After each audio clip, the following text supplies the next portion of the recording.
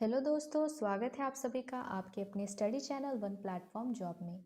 आज हमारे हिंदी की क्लास में लोकोक्तियों और कहावतों से संबंधित प्रश्नों को हल करने का अभ्यास करेंगे। इससे पहले जो स्टूडेंट इस चैनल पर नए हैं प्लीज़ चैनल को सब्सक्राइब कर लें। ठीक है, आइए चलते हैं अपने प्रश्नों की ओर। हमारा आज का पहला प्रश्न है, अध अधजल गगरी छलकत जाए।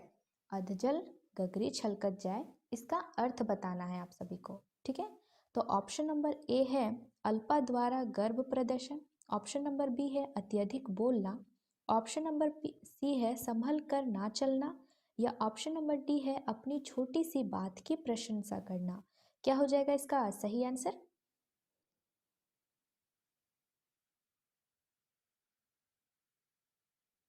तो इसका सही आंसर हो जाएगा अल्पा द्वारा गर्व प्रदर्शन करना, यानी थोड़े से किसी चीज के लिए बहुत ही ज्यादा गर्व प्रदर्शन करना, यानी थोड़ी सी किसी वस्तु या किसी चीज पर अपना बहुत ज्यादा क्या करना, प्रशंसा करना बोल सकते हैं, या फिर दिखावा करना। ऑप्शन नंबर ए हो जाएगा इसका करेक्ट आंसर। आइए चलते हैं अपने अगले प्रश्न की ओर। दूसरा प्रश्न है, अंधे के हाथ बटेर लगना। अंधे के हाथ बटेर लगना। ऑप्शन नंबर ए है अंधा भी अपना लक्ष्य प्राप्त कर सकता है। ऑप्शन नंबर बी है अंधेरे में कोई चीज मिल जाना। ऑप्शन नंबर सी है अपात्र को सफलता मिल जाना। ऑप्शन नंबर डी है शेयरों में भारी लाभ होना। क्या हो जाएगा इसका सही आंसर?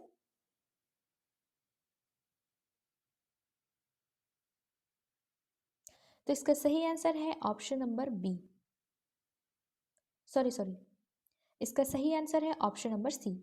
अपात्र को असफलता मिल जाना, यानी अंधे के हाथ बटेर लगना। अपात्र मतलब वह व्यक्ति या फिर किसी व्यक्ति को वो चीज मिल जाना जो उसके लायक नहीं है, या फिर उसने उस चीज के लिए प्रयास ही नहीं किया है, यानी जिसको जरूरत नहीं है उसको वो चीज मिल जाना। तो ऑप्शन नंबर बी हो जाएगा इसका करेक्ट आंसर।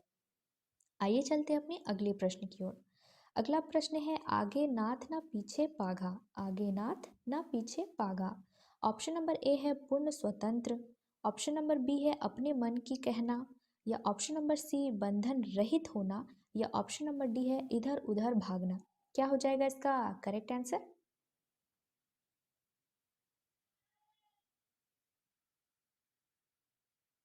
तो इसका सही आंसर हो जाएगा ऑप्शन नंबर सी।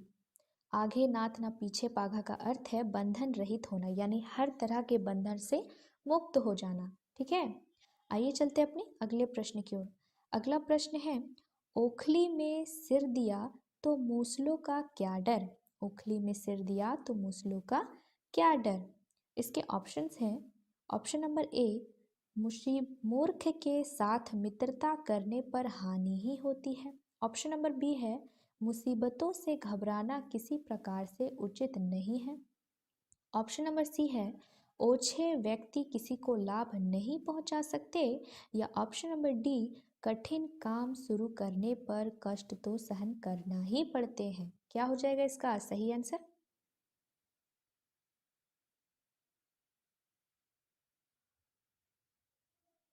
तो इसका सही आंसर हो जाएगा ऑप्शन नंबर डी, यानी ओखली में सिर दिया तो मूसलों का क्या डर का अर्थ है कठिन काम शुरू करने पर कष्ट तो सहन करना ही पड़ता है, यानी किसी भारी काम या फिर कोई कठिन काम या फिर ज़्यादा मुश्किल वाला काम है, उसको शुरू शुरू में तो कठिन लगता ही है काम करने में। तो ऑप्शन नंबर डी हो जाएगा इसका करेक्ट आंसर। आइए चलते हैं अपने अगले प्रश्न की ओर। अगला प्रश्न है, आप डूबे तो जग डूबा। आप डूबे तो जग डूबा। ऑप्शन नंबर ए है बुरा आदमी सबको बुरा करता है। ऑप्शन नंबर बी है करने के बाद कौन देखने आता है, सॉरी मरने के बाद कौन देखने आता है कि क्या हुआ। ऑप्शन नंबर सी है अपनी हानि होने पर दूसरों को भी हानि पहुंचाना। ऑप्शन नंबर डी होता है सबको सबको अपनी समान समझना। क्या हो जाएगा इसका सही आंसर?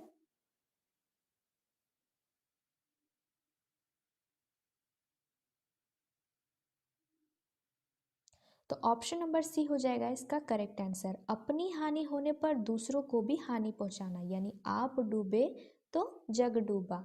ऑप्शन नंबर सी हो जाएगा इसका करेक्ट आंसर। ठीक है, आइए चलते हैं अपने अगले प्रश्न की ओर। अगला प्रश्न है, आ बैल मुझे मार। ये कहावत तो आपने बहुत ही सुना होगा, है ना।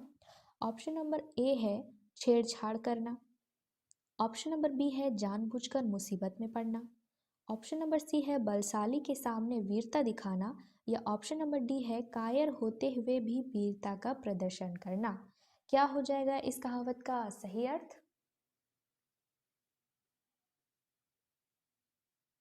तो इसका सही आंसर हो जाएगा ऑप्शन नंबर बी, जानबूझकर मुसीबत में पड़ना, यानी आ बैल मुझे मार। ठीक है, आइए चलते अपने अगले प्रश्न की ओर। अगला प्रश्न है, अंधा आँख का अंधा नाम नयन सुख। आँख का अंधा नाम नयन सुख। ऑप्शन नंबर ए है एक ही व्यक्ति में कई अवगुण होना। ऑप्शन नंबर बी है केवल नाम अच्छा होने से कोई व्यक्ति अच्छा नहीं होता। या ऑप्शन नंबर सी है गुण के विपरीत नाम। या फिर ऑप्शन नंबर डी है आँख होने पर भी सुखी। क्या हो जाएगा इसका सही आंसर?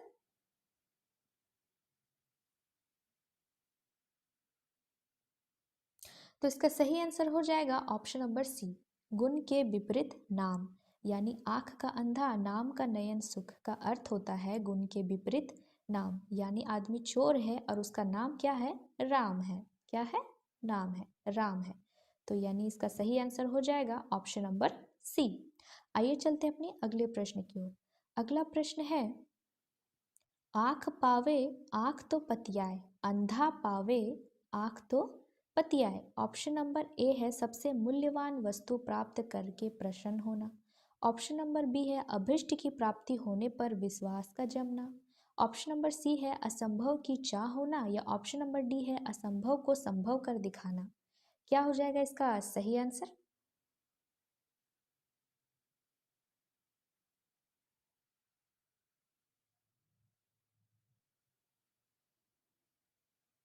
तो ऑप्शन नंबर बी हो जाएगा इसका सही आंसर, यानी अंधा पावे आँख तो पतियाए, यानी अभिष्ट की प्राप्ति होने पर विश्वास का जमना। ठीक है, आइए चलते अपने अगले प्रश्न की ओर। अगला प्रश्न है, अधजल गगरी छलकत जाए। अधजल गगरी छलकत जाए। ऑप्शन नंबर ए है क्या फैलता है। ऑप्शन नंबर बी है लुढ़कता। लुढ़कता है यानी लुढ़कता। ऑप्शन नंबर सी है उछलता। या ऑप्शन नंबर डी है छलकता। क्या हो जाएगा इसका सही आंसर?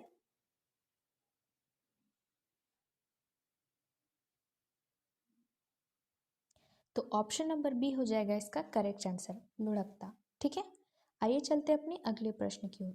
अगला प्रश्न है, आए थे हरि भजन को ओटन लगे कपास। आए थे हरि भजन को ओटन लगे कपास। इसका ऑप्शन है ऑप्शन नंबर ए, हरि भक्ति का मार्ग कठिन होता है। ऑप्शन नंबर बी है उद्देश्य की प्राप्ति होने पर असफल होता है। ऑप्शन नंबर सी है किसी विशेष कार्य की उपेक्षा कर किसी अन्य कार्य में लग जाना। या ऑप्शन नंबर डी है ईश्वर की भक्ति छोड़कर व्यापार में लग जाना। क्या हो जाएगा इसका सही आंसर?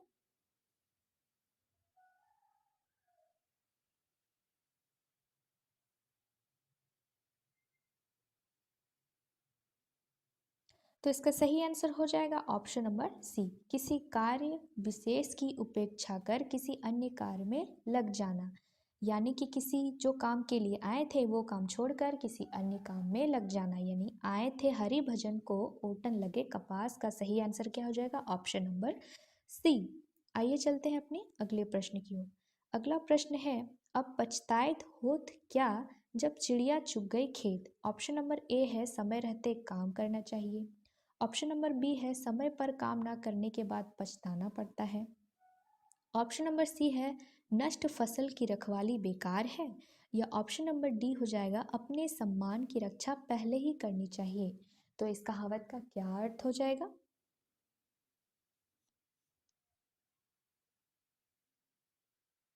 तो इसका सही आंसर हो जाएगा ऑप्शन नंबर बी, यानी अब पछताएत होत क्या जब चिड़िया चुग गई खेत का अर्थ क्या होता है? समय पर काम करने करने से बाद में पछताना पड़ता है। समय पर काम न करने से बाद में पछताना पड़ता है। ठीक है, आइए चलते हैं अपने अगले प्रश्न की ओर।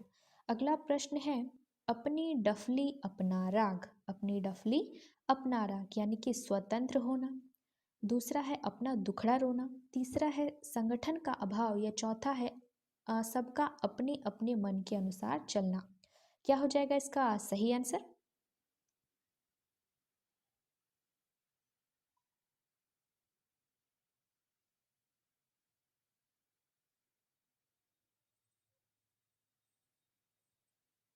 तो इसका सही आंसर हो जाएगा ऑप्शन नंबर डी, अपना सबका अपने अपने मन के अनुसार चलना, यानी अपनी डफली अपना राग। ठीक है, आइए चलते अपने अगले प्रश्न की ओर। अगला प्रश्न है, अगला प्रश्न है आम के आम गुठलियों के दाम। आम के आम गुठलियों के दाम। ऑप्शन नंबर ए है मनमानी करना, ऑप्शन नंबर बी है नकली वस्तु देना, या ऑप्शन नंबर सी है दोहरा लाभ होना, या ऑप्शन नंबर डी है चतुर बहुत चतुर व्यापारी बनना। क्या हो जाएगा इसका सही आंसर?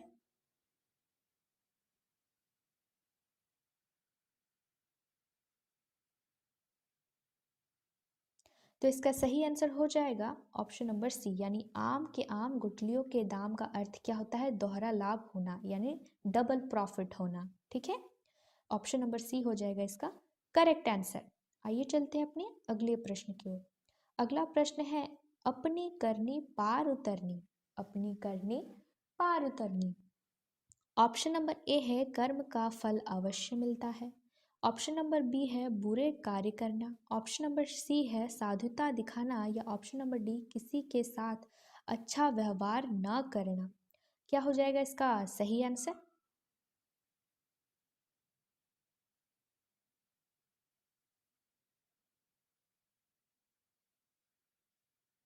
तो इसका ऑप्शन नंबर ए हो जाएगा करेक्ट आंसर, यानी अपनी करनी पार उतरने का अर्थ होता है कर्म का फल अवश्य मिलता है, यानी तुमने अच्छा कर्म किया है तो उसका फल अवश्य ही मिलेगा, या फिर तुम जैसा कर्म कर रहे हो वैसा ही तुमको फल मिलेगा। ठीक है, तो ऑप्शन नंबर ए हो जाएगा इसका करेक्ट आंसर। आइए चलते हैं अपने अगले प्रश्न की ओर। अगला प्रश्न है कहाँ राजा भोज कहाँ गंगू तेली। कहाँ राजा भोज कहाँ गंगू तेली। ऑप्शन नंबर ए है उठपटांग बात करना, ऑप्शन नंबर बी है राजा और सामान्य व्यक्ति की तुलना करना, ऑप्शन नंबर सी है राजा भोज और गंगू तेली के बीच तुलना करने का प्रयास करना, या ऑप्शन नंबर डी हो जाएगा आकाश पताल का अंतर। क्या हो जाएगा इसका सही आंसर?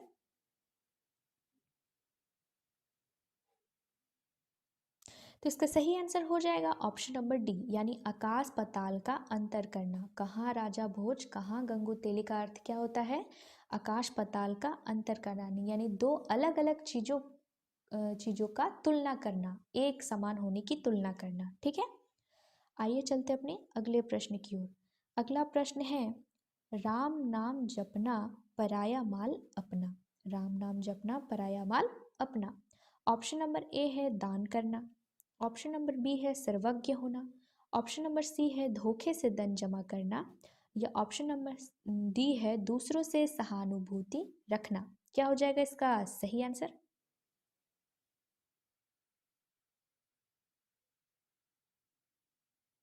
तो इसका सही आंसर हो जाएगा धोखे से धन धन जमा करना। धोखे से धन जमा करना, यानी राम नाम जपना पराया माल अपना, यानी कि पराये धन को अपना समझना। ठीक है, ऑप्शन नंबर सी हो जाएगा इसका करेक्ट आंसर। आइए चलते हैं अपने अगले प्रश्न की ओर। अगला प्रश्न है फिसल पड़े तो हर गंगा।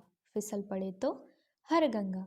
ऑप्शन नंबर ए है मजबूरी में काम करना, ऑप्शन नंबर बी है नुकसान उठाना, ऑप्शन नंबर सी है एक साथ दो काम करना, या ऑप्शन नंबर डी विपत्ति पड़ने पर ईश्वर का स्मरण करना, यानी कि ईश्वर को याद करना। क्या हो जाएगा इस कहावत का सही अर्थ?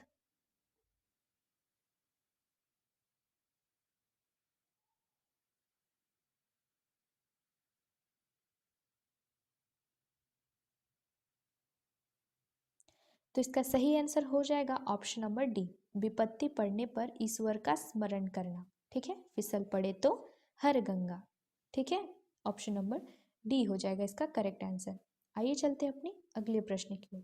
अगला प्रश्न है काक की हाड़ी बार बार नहीं चढ़ती। काक की हाड़ी बार बार नहीं चढ़ती। ऑप्शन नंबर ए है बुरे दिन हमेशा नहीं रहते, ऑप्शन नंबर बी है लकड़ी लकड़ी का होगा, सॉरी, यहाँ पे लकड़ी का बर्तन अग्नि से जल सकता है। ऑप्शन नंबर सी है छल कपट का व्यवहार हमेशा नहीं चलता। या ऑप्शन नंबर डी दुर्भाग्य की मार बार बार नहीं होती है। क्या हो जाएगा इसका सही आंसर?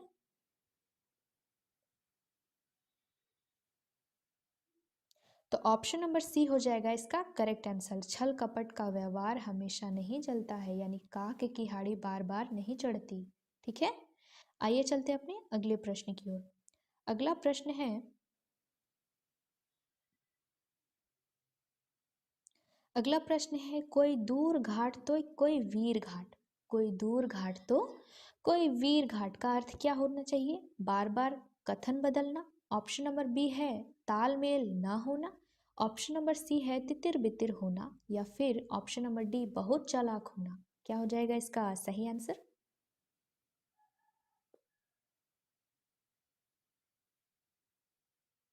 तो ऑप्शन नंबर बी हो जाना है इसका सही आंसर, तालमेल ना होना। यानी दूर, कोई दूर घाट तो कोई वीर घाट, यानी कोई कोई और बात कर रहा है तो कोई और ही अलग ही बात कर रहा है, यानी एक तालमेल नहीं है, दोनों में एक सहानुभूति या एक समानता नहीं है, दोनों अलग अलग हो। ऑप्शन नंबर बी हो जाएगा इसका करेक्ट आंसर। अगला प्रश्न और आखिरी प्रश्न है, जैसी करनी वैसी भरनी, जैसी करनी वैसी भरनी। ऑप्शन नंबर ए है कार्य के अनुसार परिणाम मिलता है। ऑप्शन नंबर बी है जो जितना उधार लेता है उसे उतना लौटाना पड़ता है। या ऑप्शन नंबर सी है अच्छा फल चाहने वालों को बुरा काम छोड़ देना चाहिए। या ऑप्शन नंबर डी इनमें से कोई नहीं। क्या हो जाएगा इसका सही आंसर?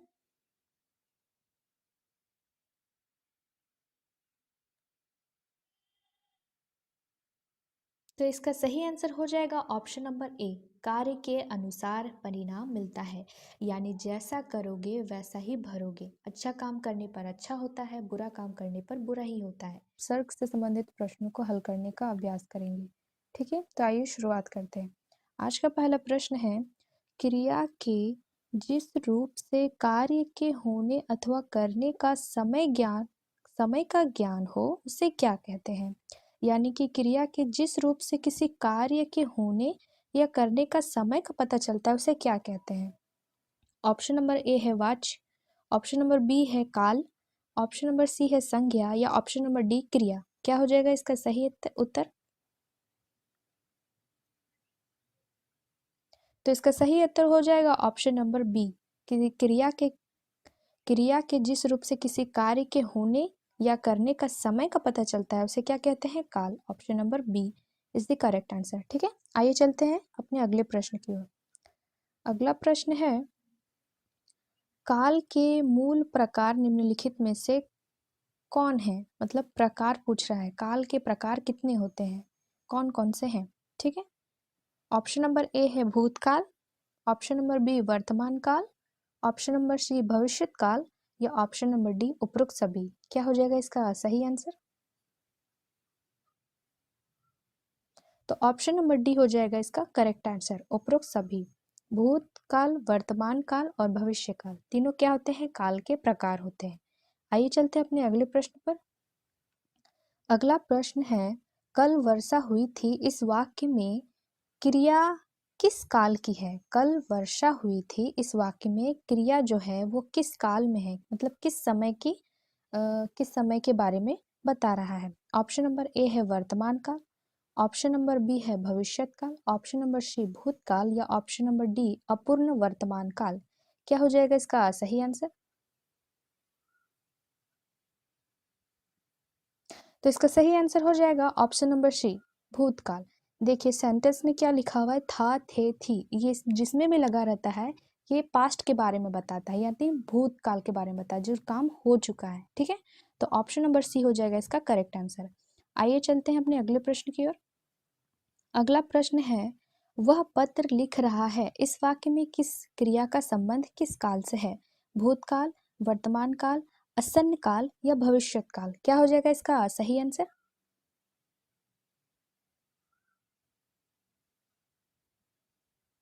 तो इसका सही आंसर हो जाएगा ऑप्शन नंबर बी वर्तमान काल। वह पत्र लिख रहा है यानी लिखने का काम अभी तक चल रहा है, तो क्या हो जाएगा ऑप्शन नंबर बी वर्तमान काल। ठीक है, आइए चलते हैं अपने अगले प्रश्न की ओर। अगला प्रश्न है, वह कल विद्यालय नहीं आएगा। इस वाक्य में क्रिया जो है वो किस काल में हो रही है? वह कल विद्यालय नहीं आएगा, इस वाक्य में क्रिया जो है वो किस काल में हो रही है? ऑप्शन नंबर ए हो जाएगा भूतकाल, ऑप्शन नंबर बी वर्तमान काल, ऑप्शन नंबर सी भविष्यत काल, या ऑप्शन नंबर डी अपूर्ण भूतकाल। क्या हो जाएगा इसका सही आंसर?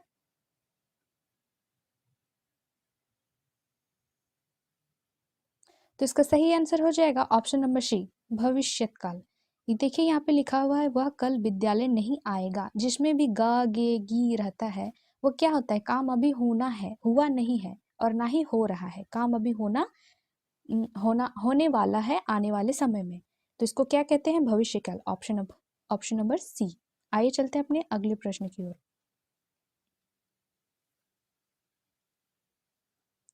अगला प्रश्न है, प्रधानमंत्री जी ने भाषण दिया, इस वाक्य में क्रिया किस काल का बोध कराती है? प्रधानमंत्री जी ने भाषण दिया, इस वाक्य में किस काल का बोध होता है? सामान्य भूतकाल, आसन्न भूतकाल, या फिर पूर्ण भूतकाल, या ऑप्शन नंबर डी अपूर्ण भूतकाल। क्या हो जाएगा इसका सही आंसर?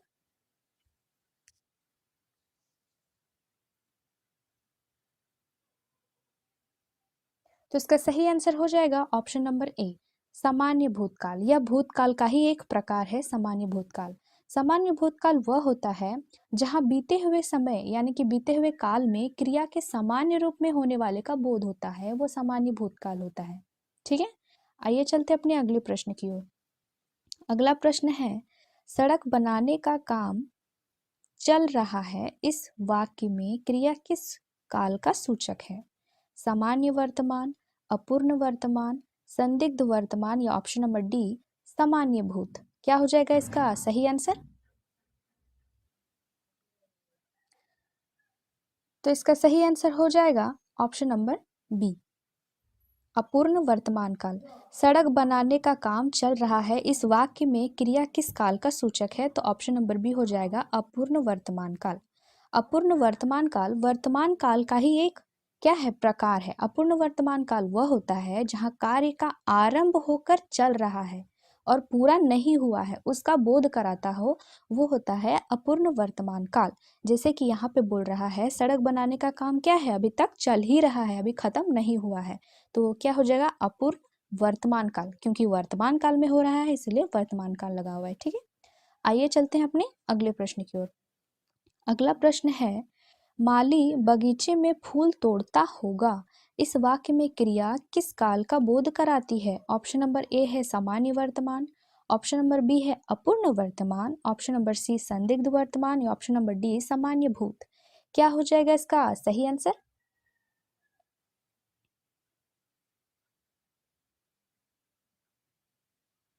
तो इसका सही आंसर हो जाएगा ऑप्शन नंबर सी संदिग्ध वर्तमान काल। हाँ, संदिग्ध वर्तमान काल, ऑप्शन नंबर सी। देखिए यहाँ पे सेंटेंस में क्या लिखा हुआ है इस वाक्य के, माली क्या है? बगीचे में फूल तोड़ता होगा, यानी कि पता नहीं चल रहा है कि वो तोड़ रहा होगा या फिर नहीं तोड़ रहा होगा। तो ठीक इसी तरह संदिग्ध वर्तमान काल की परिभाषा यही होती है कि जिस क्रिया के द्वारा वर्तमान में कार्य का होने या फिर करने का संदेह होता है, मतलब पता नहीं होता है, फिर संदेह होता है, तो उसको संदिग्ध वर्तमान काल कहते हैं। ठीक है, ऑप्शन नंबर सी हो जाएगा इसका करेक्ट आंसर। आइए चलते हैं अपने अगले प्रश्न की ओर। अगला प्रश्न है, पुलिस ने चोर को पकड़ लिया, इस वाक्य की क्रिया किस काल की है? पुलिस ने चोर को पकड़ लिया, इस वाक्य की क्रिया कौन सी है? सामान्य भूत, आसन्न भूत, पूर्ण भूत, या ऑप्शन नंबर डी अपूर्ण भूत। क्या हो जाएगा इसका सही आंसर?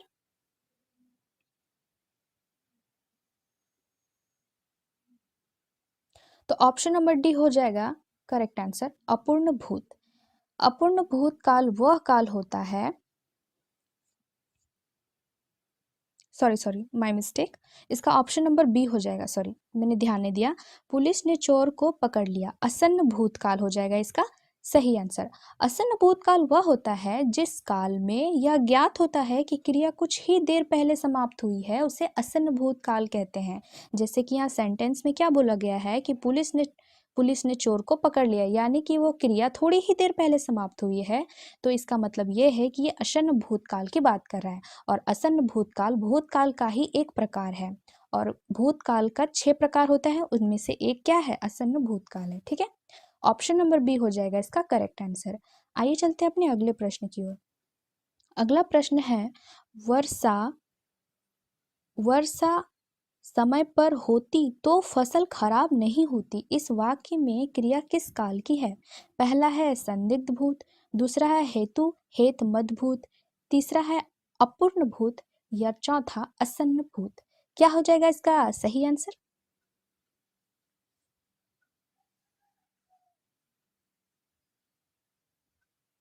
तो इसका सही आंसर हो जाएगा ऑप्शन नंबर बी, हेतु हेतु मद भूत। ये भी भूतकाल का ही एक प्रकार है, जिसका मतलब होता है कि जिसमें भूतकाल की क्रिया में होने का फिर कोई शर्त दिया गया हो, तो उसे हेतु हेत मद भूतकाल कहते हैं। यानी कि एक सेंटेंस में अगर कोई कंडीशन की बात कर रहा हो, कोई शर्त बता रहा हो, तो वो हेतु हेत मद भूतकाल होता है। जैसे कि सेंटेंस में दिया है कि वर्षा समय पर होती तो क्या है, मेरा एक शर्त बता रहा है, तो फसल खराब नहीं होती। यानी कि वर्षा का रिलेशन किससे है, फसल से है, बता रहा है, कंडीशन बता रहा है, शर्त बता रहा है कि अगर समय पर वर्षा होती तो फसल खराब नहीं होती। तो ये क्या हो जाएगा ऑप्शन नंबर बी। और ये सारा चीज किस में हुआ है, भूतकाल में हुआ है, इसलिए हेतु हेत मत भूतकाल, ऑप्शन नंबर बी इसका करेक्ट आंसर होगा। आइए चलते हैं अपने अगले प्रश्न की ओर। अगला प्रश्न हमारा स्टार्ट होगा उपसर्ग का। ठीक है, तो उपसर्ग को शुरू करने से पहले उस उपसर्ग क्या होता है उसके बारे में जान लेते हैं। उपसर्ग वो होता है जो किसी शब्द या फिर अव्यय शब्द से पूर्व जोड़कर उसका अर्थ बदल देते हैं, उन्हें उपसर्ग कहते हैं। यानी कि ये सेंटेंस किसी भी वाक्य शब्द के आगे लगकर उस शब्द जो पहले वाला शब्द था उसका दूसरा अर्थ बदल देते हैं, उन्हें उपसर्ग कहते हैं। ठीक है, क्वेश्चन नंबर 1 है,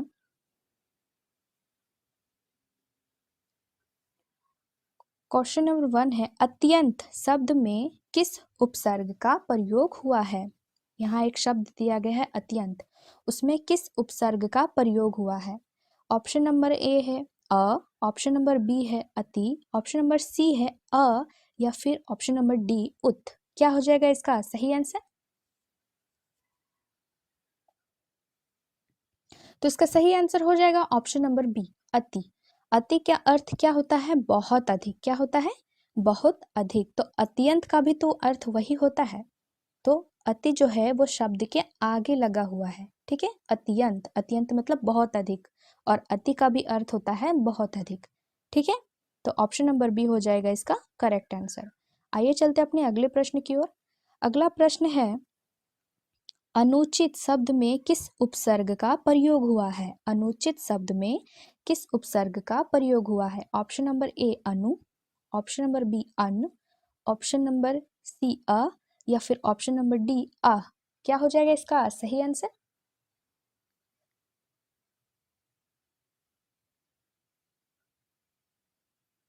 तो ऑप्शन नंबर बी हो जाएगा इसका सही आंसर अन। इसका अगर संधि विच्छेद करेंगे अनुचित का, तो अनु जो उचित हो जाएगा, और उचित का अर्थ होता है सही, और अन का मतलब होता है सही नहीं। तो इसका अनुचित अन जो क्या है, एक उपसर्ग है, और शब्द उचित के आगे लग के क्या बना दिया, इसे अनुचित यानी ठीक नहीं। तो अनुचित का अर्थ क्या होता है, ठीक नहीं। ठीक है, ऑप्शन नंबर बी इसका करेक्ट आंसर हो जाएगा। आइए चलते हैं अपने अगले प्रश्न की ओर। अगला प्रश्न है, उत्प्रेक्षण में प्रयुक्त उपसर्ग क्या है? उत्प्रेक्षण में प्रयुक्त उपसर्ग क्या है? ऑप्शन नंबर ए उत, ऑप्शन नंबर बी उद, ऑप्शन नंबर सी उर, या फिर ऑप्शन नंबर डी उस। क्या हो जाएगा इसका सही आंसर?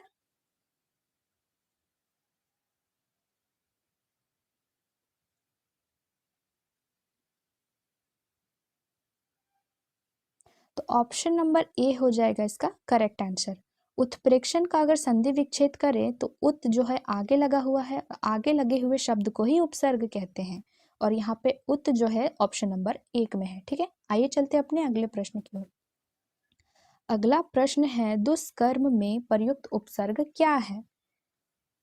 ऑप्शन नंबर ए दुष्क, ऑप्शन नंबर बी दुस, या फिर ऑप्शन नंबर सी दुर, या फिर ऑप्शन नंबर दुस। क्या हो जाएगा इसका सही आंसर?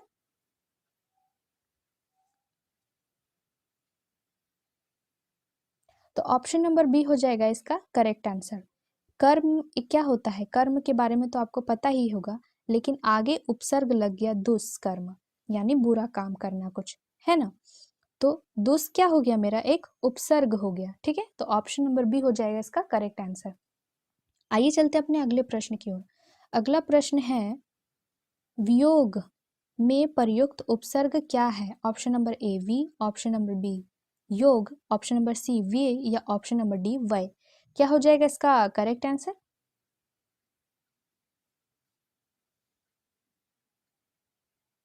तो ऑप्शन नंबर ए हो जाएगा इसका करेक्ट आंसर वी। वी जो है उपसर्ग लगा हुआ है वियोग में। अगर वियोग का संधि विच्छेद करेंगे तो आ जाएगा वी जोड़ योग, तो वियोग। योग मतलब क्या होता है, जोड़ना, और फिर एक योगा भी होता है, एक व्यायाम भी होता है ना। लेकिन वियोग मतलब क्या हो जाएगा, दुख, है ना। वियोग क्या हो जाएगा, दुख। तो वी जो यहाँ पे क्या दिया गया है, एक उपसर्ग है, ऑप्शन नंबर ए। आइए चलते अपने अगले प्रश्न की ओर। अगला प्रश्न है संपूर्ण में प्रयुक्त उपसर्ग क्या है? सत, सम, स, या सह। क्या हो जाएगा इसका सही आंसर?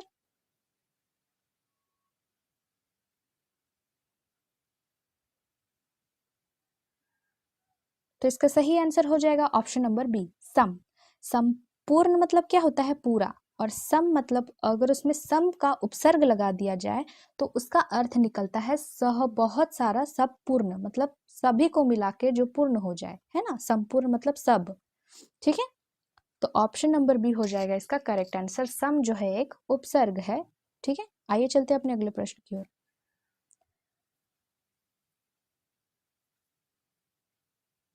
अगला प्रश्न है अधोगति में प्रयुक्त उपसर्ग क्या है? ऑप्शन नंबर ए अधो, ऑप्शन नंबर बी अध, या ऑप्शन नंबर सी अति, या फिर ऑप्शन नंबर डी अ। क्या हो जाएगा इसका सही आंसर?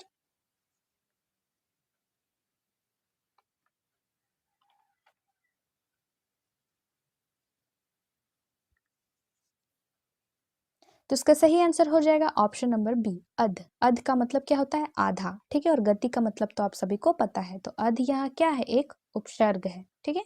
आइए चलते अपने अगले प्रश्न की ओर। अगला प्रश्न है तिरस्कार में प्रयुक्त उपसर्ग क्या है? ऑप्शन नंबर ए तिर, ऑप्शन नंबर बी ती, या फिर ऑप्शन नंबर सी तिरस, या फिर ऑप्शन नंबर डी तिह। क्या हो जाएगा इसका सही आंसर?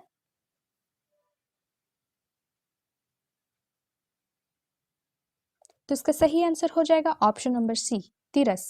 सकार का मतलब क्या होता है, किसी चीज को पूरा करना, है ना। और तिरस्कार का मतलब क्या हो जाता है, किसी चीज को नकार देना, फिर या रिजेक्ट कर देना, तिरस्कार कर देना, ठुकरा देना। तो तिरस का अर्थ क्या होता है, ठुकरा देना। तो तिरस क्या है, एक उपसर्ग है, ठीक है। आइए चलते अपने अगले प्रश्न की ओर।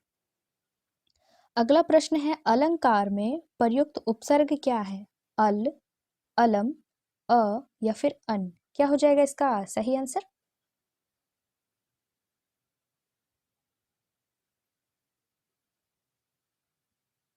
ऑप्शन नंबर बी हो जाएगा इसका सही आंसर अलम। अलंकार में क्या लगा हुआ है, अलम का उपसर्ग लगा हुआ है, ठीक है। ये अलग हो गया, और अलम अलम क्या हो गया, एक उपसर्ग हो गया। आइए चलते अपने अगले प्रश्न की ओर। अगला और आखिरी प्रश्न है सत्कर्म में प्रयुक्त उपसर्ग क्या है? सत्कर्म में प्रयुक्त उपसर्ग क्या है? सत्य, सत्य, सच, या फिर कर्म। क्या हो जाएगा इसका सही आंसर?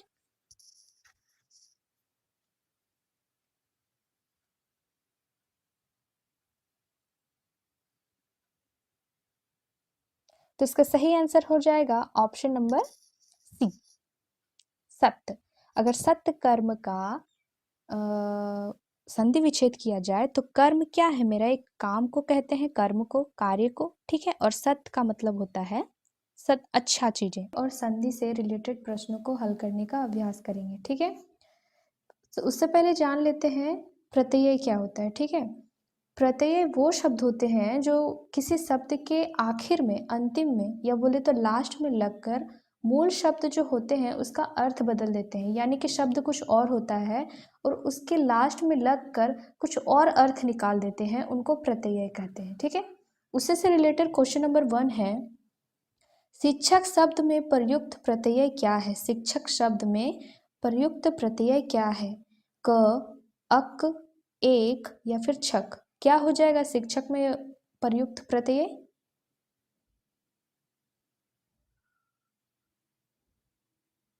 तो इसका सही आंसर हो जाएगा ऑप्शन नंबर बी, अक। शिक्षक से पता चलता है, इसका अगर संधि विच्छेद करेंगे तो क्या होता है, शिक्षा जोड़ अक, यानी शिक्षा तो एक शब्द है ही और उसमें अक लास्ट प्रत्यय अक जो लगा है, यहाँ लगा है, तो यहाँ जोड़ के इसको क्या बना दिया, शिक्षक। ठीक है, आगे चलते हैं अपने अगले प्रश्न की ओर। अगला प्रश्न है, गंतव्य में किस प्रत्यय का प्रयोग हुआ है? गंतव्य में किस प्रत्यय का प्रयोग हुआ है? गंतव्य, तव्य, या फिर तव्य, फिर अय? क्या हो जाएगा इसका सही आंसर?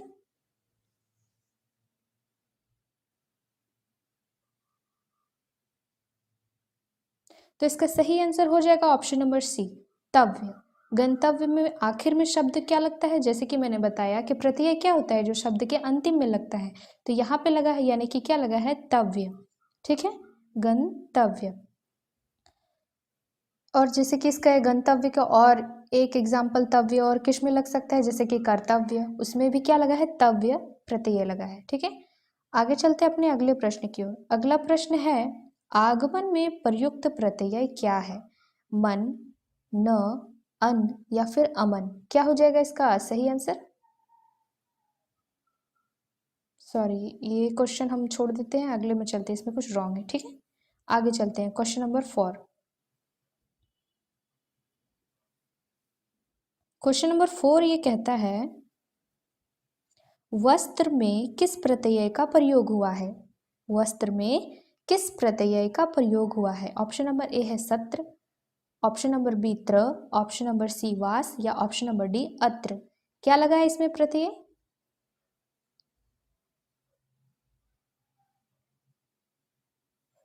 तो इसमें ऑप्शन नंबर बी हो जाएगा इसका करेक्ट आंसर, त्र। वस मतलब क्या होता है, किसी किसी में वस जाना। ठीक है, तो वस्त्र, उसमें त्र लगा जाता है तो इसका अर्थ क्या निकल जाता है, वस्त्र, यानी कि पहनने योग्य जाने वाला कपड़ा, है ना।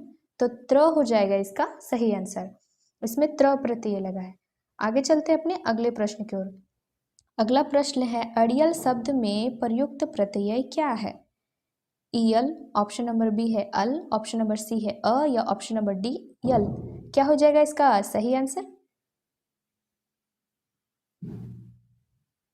तो इसका सही आंसर हो जाएगा ईयल।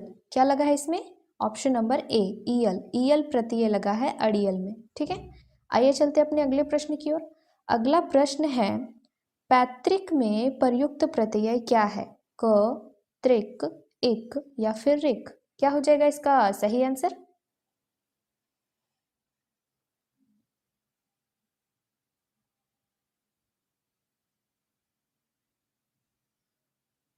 तो इसका सही आंसर हो जाएगा ऑप्शन नंबर सी, इक। क्या हो जाएगा? इक। इसमें कहाँ लगा है? लास्ट में लगता है, यानी कि इक लगा है। ठीक है, पैत्र मतलब होता है पिता और इक मतलब पैतृक, यानी कि पैतृक क्या हो सकता है, पैतृक संपत्ति या पिता से रिलेटेड कोई वस्तु। ठीक है, आइए चलते हैं अपने अगले प्रश्न की ओर। अगला प्रश्न है, बोली शब्द में किस प्रत्यय का प्रयोग हुआ है? ऑप्शन नंबर ए ली, ऑप्शन नंबर बी ई, ऑप्शन नंबर सी इली या फिर ऑप्शन नंबर डी इली? क्या हो जाएगा इसका सही आंसर?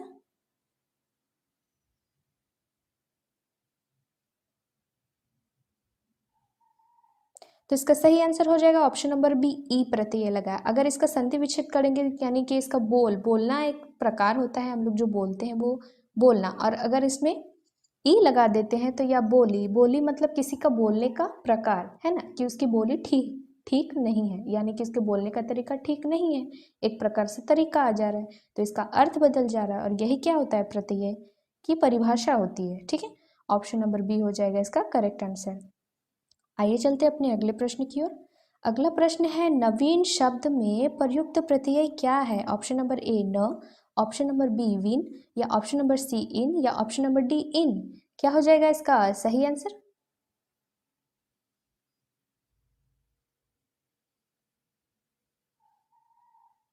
तो इसका सही आंसर हो जाएगा ऑप्शन नंबर सी, इन। क्या हो जाएगा? इन। नवी मतलब क्या होता है? नया, और इसमें इन प्रत्यय अगर लग जाता है तो क्या बन जाता है? नवीन। नवीन मतलब छोटा। ठीक है, ऑप्शन नंबर सी हो जाएगा करेक्ट आंसर। आइए चलते हैं अपने अगले प्रश्न की ओर। अगला प्रश्न है, राष्ट्र में प्रयुक्त प्रत्यय क्या है? राष्ट्र में प्रयुक्त प्रत्यय क्या है? ऑप्शन नंबर ए य, या फिर ऑप्शन नंबर बी य, ऑप्शन नंबर सी अ, या ऑप्शन नंबर डी अय। क्या लगा है इसमें प्रत्यय?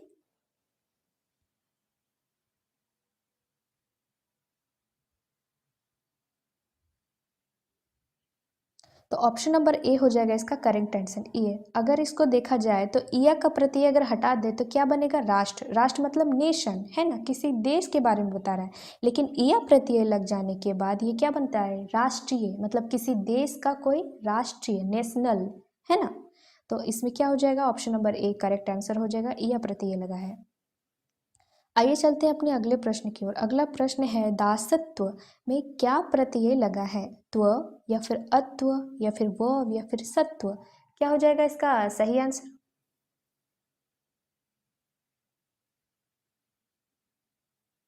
तो इसका सही आंसर हो जाएगा ऑप्शन नंबर ए त्व। इसमें क्या लगा है? त्व प्रत्यय लगा है। दास का मतलब तो आप लोगों को पता होगा, इसका अलग अलग करेंगे। अगर प्रत्यय हटा देंगे तो दास का मतलब तो पता है अपने। तो इसमें क्या लगा है? या त्व प्रत्यय लगा है, सॉरी, त्व प्रत्यय लगा है। ठीक है, ऑप्शन नंबर ए। ठीक है, यही इसके साथ हमारी क्या होती है, प्रत्यय के जो प्रश्न हैं वो खत्म होते हैं। अब क्या आएंगे? संधि के प्रश्न आएंगे। अब हम लोग संधि से संबंधित प्रश्नों को हल करने का अभ्यास करेंगे। ठीक है, तो पहला प्रश्न हमारा ये कहता है कि वर्णों के पारस्परिक मेल से जो विकार उत्पन्न होता है उसे क्या कहा जाता है? ऑप्शन नंबर ए संधि, ऑप्शन नंबर बी संज्ञा, ऑप्शन नंबर सी समास, या ऑप्शन नंबर डी सर्वनाम। क्या हो जाएगा इसका सही आंसर? तो ऑप्शन नंबर ए हो जाएगा इसका सही आंसर, संधि। क्योंकि हाँ, अभी मैंने कहा कि हम लोग संधि से रिलेटेड प्रश्नों को हल करने का अभ्यास करेंगे, तो अब ऑब्वियस सी बात है कि संधि ही हो जाएगा इसका सही आंसर। तो इसका डेफिनेशन क्या पता चला हम लोगों को? कि वर्णों के पारस्परिक मेल से जो विकार उत्पन्न होता है, यानी दो शब्दों और या फिर दो व्यंजन या फिर वर्णों के मिलने से जो विकार यानी कि जो शब्द बनते हैं उसे क्या कहा जाता है? संधि कहा जाता है। ठीक है, आइए चलते हैं अपने अगले प्रश्न की ओर। अगला प्रश्न है, निम्न में से कौन संधि का प्रकार है? निम्न में से कौन संधि का प्रकार है? स्वर संधि, व्यंजन संधि, विसर्ग संधि, या ऑप्शन नंबर डी उपरोक्त तीनों। क्या हो जाएगा इसका सही आंसर?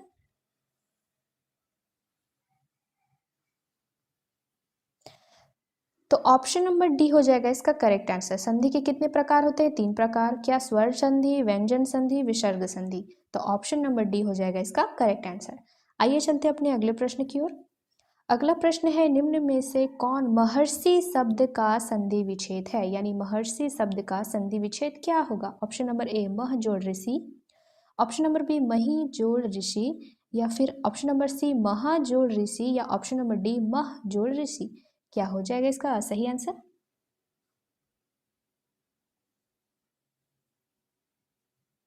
तो इसका सही आंसर हो जाएगा ऑप्शन नंबर सी महाजोड़ रसी। कैसे?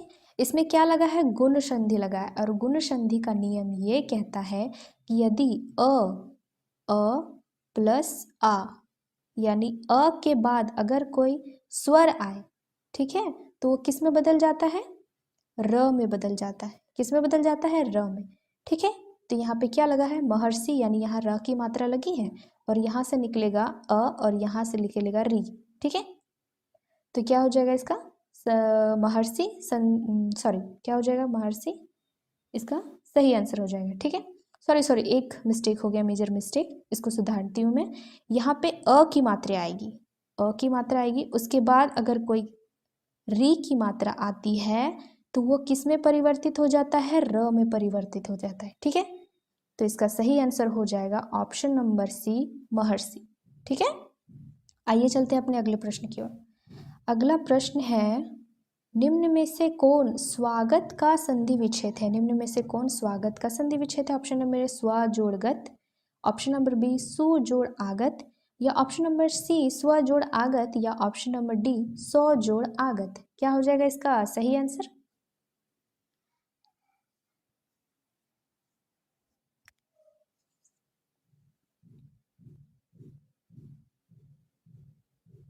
तो इसका सही आंसर हो जाएगा ऑप्शन नंबर बी, सुजोड़ आगत, सुजोड़ आगत। और इसमें क्या लगा है, यण संधि लगा है। क्या लगा है, यण संधि लगा है।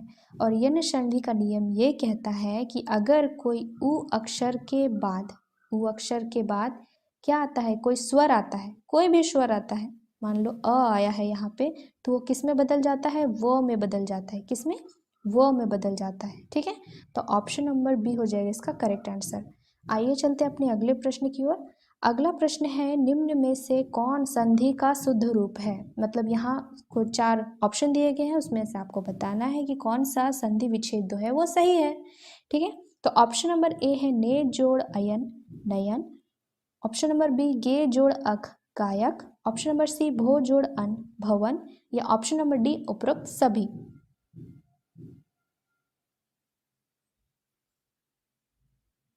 तो ऑप्शन नंबर डी हो जाएगा इसका करेक्ट आंसर, उपरोक्त सभी, यानी कि यहाँ जितने भी संधि विच्छेद किए गए हैं वो सब सही है। ठीक है, ऐसे भी नियम के अनुसार भी देखा जाए तो ये सब सही है, तो ऑप्शन नंबर डी हो जाएगा करेक्ट आंसर। आइए चलते हैं अपने अगले प्रश्न की ओर। अगला प्रश्न है, निम्न में से कौन संधि का शुद्ध रूप है। फिर से वही क्वेश्चन है। ऑप्शन नंबर ए सत्य जोड़ जन सज्जन, ऑप्शन नंबर बी सत्य जोड़ चिदानंद सच्चिदानंद, या ऑप्शन नंबर सी जगत जोड़नाथ जगन्नाथ, या ऑप्शन नंबर डी उपरोक्त सभी। क्या हो जाएगा इसका सही आंसर। तो फिर से ये सारे सारे सही हैं और ऑप्शन नंबर डी हो जाएगा उपरोक्त सभी, यानी ये सारे संधि विच्छेद सारे सही हैं। ठीक है, आइए चलते हैं अपने अगले प्रश्न की ओर। अगला प्रश्न है, निम्न में से कौन संधि रूप शुद्ध है, अशुद्ध है, सॉरी इसमें क्या पूछा है, अशुद्ध है, यानी गलत कौन सा है। ठीक है, तो कृष्ण जोड़ न कृष्ण जोड़ न कृष्ण, सम जोड़ योग संयोग, सी विष जोड़ म विषम, या फिर डी जोड़ सॉरी अनु जोड़ छेद अनुच्छेद।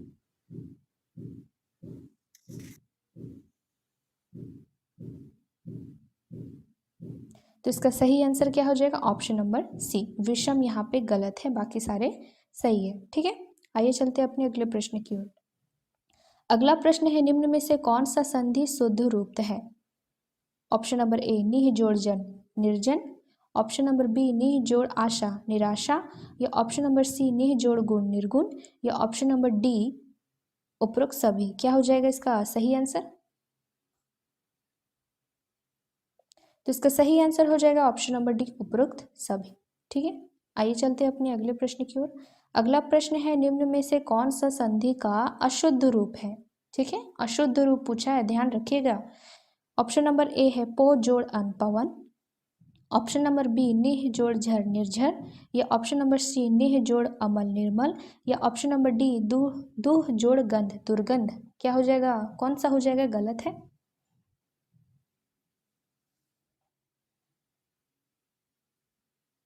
तो ऑप्शन नंबर सी हो जाएगा इसका गलत आंसर। पो जोड़ अवन पवन होता है, नी जोड़ झर निर्झर होता है, दूर दुह जोड़ गंध दुर्गंध होता है, लेकिन नीह जोड़ अमल निर्मल नहीं होता है। ठीक है, आइए चलते हैं अगले प्रश्न की ओर।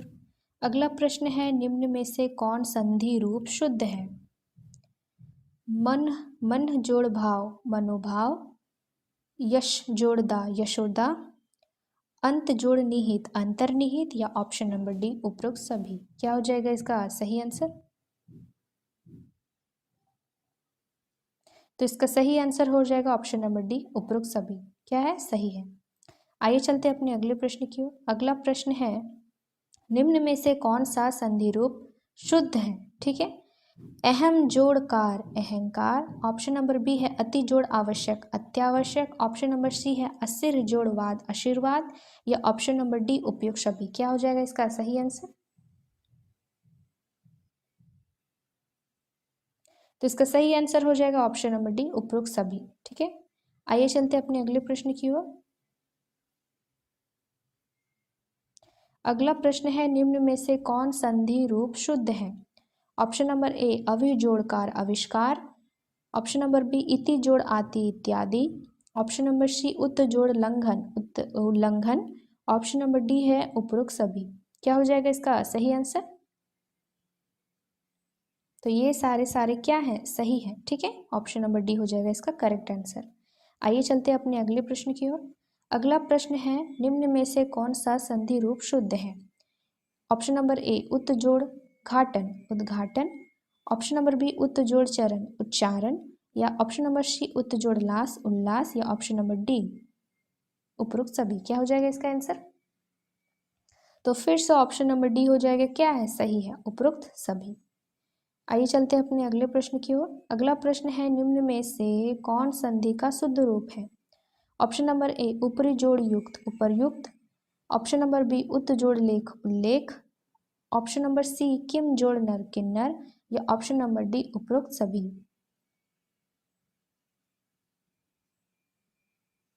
तो फिर से हो जाएगा उपरोक्त सभी, यानी कि ये सारे वर्ड्स क्या हैं, संधि विच्छेद जितने भी दिए गए हैं वो सारे क्या हैं, सही हैं, ऑप्शन नंबर डी। आइए चलते हैं अपने अगले प्रश्न की ओर। अगला प्रश्न है, निम्न में से कौन सा संधि रूप शुद्ध है? ऑप्शन नंबर ए तप जोड़ भूमि तपोभूमि, तदा जोड़ अपि तदापि, या ऑप्शन नंबर सी दिक जोड़ गज दिग्गज, या उपरोक्त सभी। क्या हो जाएगा इसका सही आंसर? तो इसका ऑप्शन नंबर डी हो जाएगा उपरोक्त सभी। जिसमें भी उपरोक्त सभी आंसर आ रहे हैं ना, वो सारे ऑप्शन देखते जाइएगा कि कैसे कैसे कौन सा संधि विच्छेद किसका किस प्रकार से होता है, ताकि आपके ध्यान में रहे और एग्जाम में आए तो आप आसानी से उसको मार्क करके आंसर सही कर सकें। ठीक है, आइए चलते हैं अपने अगले प्रश्न की ओर। अगला प्रश्न है, निम्न में से कौन सा संधि रूप शुद्ध है? निम्न में से कौन सा संधि रूप शुद्ध है? ऑप्शन नंबर ए दिक जोड़ अंबर दिगंबर, नय जोड़ अयन नयन, ऑप्शन नंबर सी नौ जोड़ एक नाविक, या ऑप्शन नंबर डी उपरोक्त सभी। क्या हो जाएगा इसका सही आंसर? तो फिर से ऑप्शन नंबर डी हो जाएगा इसका सही आंसर, उपरोक्त सभी। ठीक है, आज सही उपरोक्त सही सभी आ रहे हैं एक साथ ना। आइए चलते हैं अपने अगले प्रश्न में। निम्न में से कौन सा संधि रूप शुद्ध है? ऑप्शन नंबर ए है निह जोड़ उन न्यून, ऑप्शन नंबर बी है ने जोड़ अक नायक, ऑप्शन नंबर सी है पितृ जोड़ आदेश पित्रादेश, या ऑप्शन नंबर डी उपरोक्त सभी। तो क्या हो जाएगा इसका सही आंसर? ऑप्शन नंबर डी उपरोक्त सभी। आइए चलते हैं अगले प्रश्न की ओर। अगला प्रश्न है, निम्न में से कौन सा संधि रूप फिर से वही पूछा है शुद्ध है? ऑप्शन नंबर ए है पो जोड़ इत्र पवित्र, ऑप्शन नंबर बी महाजोड़ आयास महाजोड़ आशय महाशय, ऑप्शन नंबर सी है मन जोड़ रथ मनोरथ, ऑप्शन नंबर डी है उपरोक्त सभी। क्या हो जाएगा इसका सही आंसर? इसका सही आंसर हो जाएगा ऑप्शन नंबर डी। आइए चलते हैं अपने अगले प्रश्न की ओर। निम्न में से कौन सा संधि रूप शुद्ध है? ठीक है, ऑप्शन नंबर ए अधि जोड़ अपि यद्यपि, ऑप्शन नंबर बी युधि जोड़ स्थिर युधिष्ठिर, ऑप्शन नंबर सी है यश जोड़ धरा यशोधरा, ऑप्शन नंबर डी है उपरोक्त सभी। क्या हो जाएगा इसका सही आंसर? तो इसका सही आंसर हो जाएगा ऑप्शन नंबर डी उपरोक्त सभी। ठीक है, आइए चलते हैं हमारे आज के आखिरी प्रश्न की ओर। अगला प्रश्न है, निम्न में से कौन सा संधि रूप शुद्ध है? ऑप्शन नंबर ए शु